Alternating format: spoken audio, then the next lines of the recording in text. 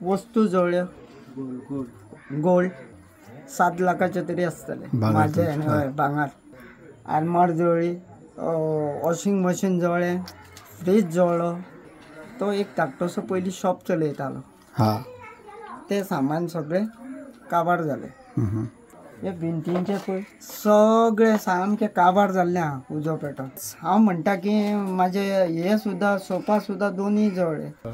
हांगा तो रावतालो तेका 2 चेडे आहा, दोग जाण ते धाकटे, म्हणजे एक 3रीक शिकता आनी एक 7वीक शिकता. त्या भुरग्यांक तो रावतालो. पण कालूच तो 5 भावा कडेन गेलो आपल्या घेवन. आनी सो तो थंय उरलो राती कडेन.